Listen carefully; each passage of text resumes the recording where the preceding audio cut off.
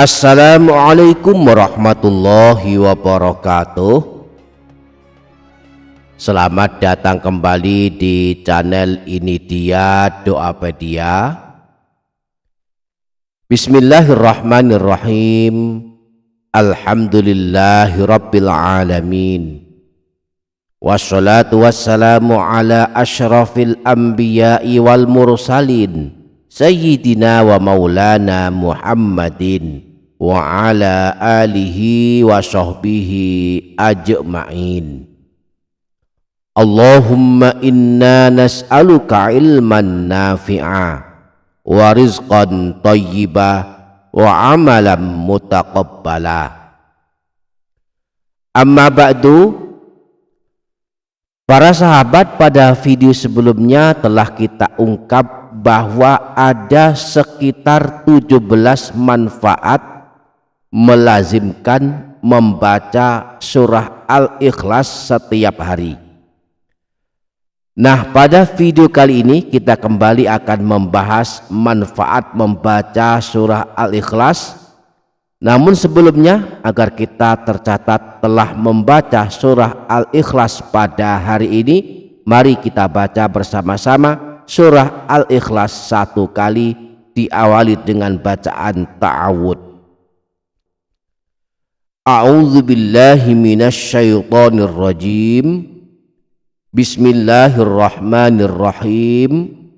Qul huwallahu ahad, Allahus samad, lam yalid wa lam yulad wa lam yakul lahu kufuwan ahad. Nah, surah Al-Ikhlas dianjurkan dibaca setiap hari, khususnya habis sholat dan sebelum tidur. Membacanya satu kali akan mendapatkan keberkahan dan mendapatkan pahala membaca Al-Quran sepertiganya. Membacanya 10 kali akan dibangunkan istana di surga dan selamat dari gangguan setan. Membacanya 100 kali kelak dipanggil Allah dan dipersilakan masuk surga. Nah, saat kita diberi ujian Allah, diberi ujian menderita sakit, juga dianjurkan memperbanyak membaca surah Al-Ikhlas. Siapa yang memperbanyak membaca surah Al-Ikhlas di saat Allah mengujinya dengan sakit, seandainya kemudian dia meninggal dunia karena sakitnya tersebut, maka kelak dia mendapatkan keselamatan dari siksa kubur dan pada hari kiamat akan dibawa malaikat melewati jembatan Syirat menuju surga. Disebutkan dalam hadis riwayat Imam Tabrani sebagai berikut: Man qara'a qul huwallahu ahad fi maradihi alladhi yamutu fihi. Siapa saja yang membaca surah Al-Ikhlas saat sakit menjelang kematiannya, lam yuftan fi qabrihi wa amina min doktihil qabri, maka ia tidak akan disiksa di dalam kubur dan aman dari himpitan kubur. Wa hamilathul malaikatu yaumal qiyamati bi'akuffiha hatta tujayyizahu syirata ilal jannah.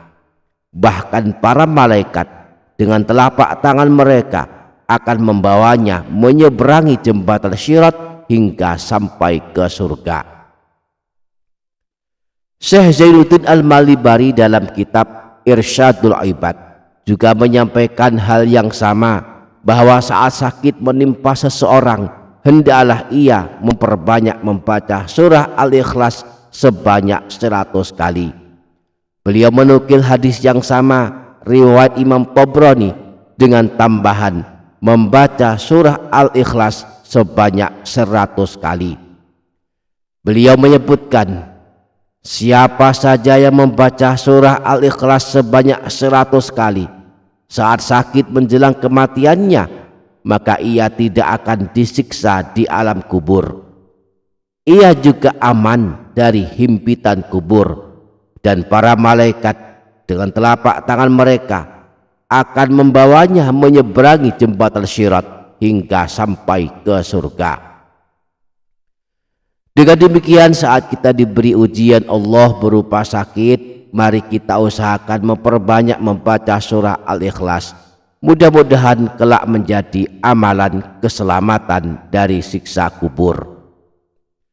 Selain memperbanyak membaca surah Al-Ikhlas, saat kita sedang sakit dianjurkan membaca doanya Nabi Yunus sebanyak 40 kali.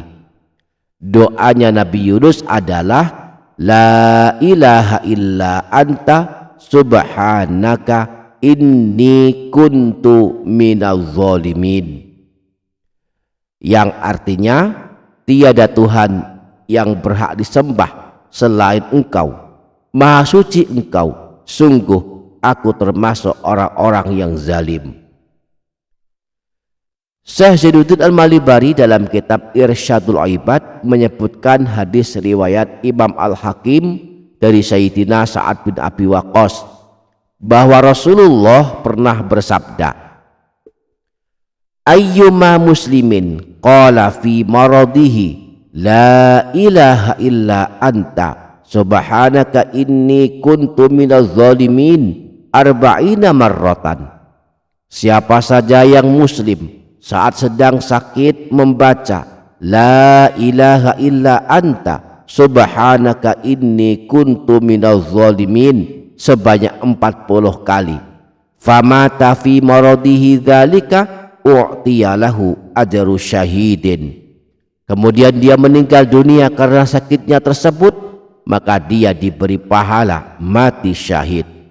Wa in bari'a wa qad ghufirat lahu jami'u dzunubihi, jika seandainya kemudian dia sembuh dari sakitnya, maka seluruh dosanya telah diampuni Allah. Demikianlah di antara manfaat membaca surah Al-Ikhlas dan juga doanya Nabi Yunus di saat kita sedang diuji Allah dengan ujian sakit. Mudah-mudahan kita dapat mengamalkannya. Amin ya rabbal alamin. Demikian para sahabat, semoga dapat difaham, semoga dapat kita amalkan, semoga bermanfaat dunia akhirat. Kurang lebihnya mohon maaf. Wassalamualaikum warahmatullahi wabarakatuh.